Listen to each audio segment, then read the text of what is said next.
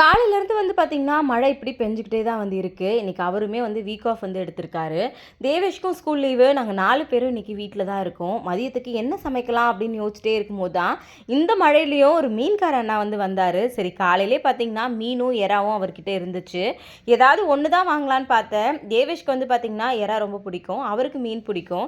ஷதனுமே இப்போலாம் மீன் நல்லா சாப்பிட ஆரம்பிச்சிட்டான். சரி அதனால 2மே வாங்கிடலாம் அப்படின்னு சொல்லிட்டு, 2மே வாங்கி எல்லாத்தையும் வந்து க்ளீன் பண்ணியாச்சு.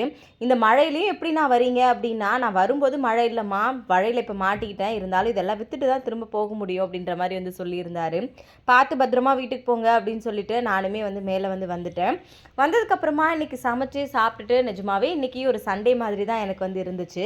ரொம்ப நாளுக்கு அப்புறமா அப்படி எல்லாரும் ஒன்றா உட்காந்து இன்றைக்கி டே வந்து எனக்கு ரொம்ப ஹாப்பியான டேவாக தான் இருந்திருக்கு. உங்களோட டே இன்றைக்கி எப்படி இருந்துச்சுன்றதை மறக்காமல் சொல்லுங்கள்.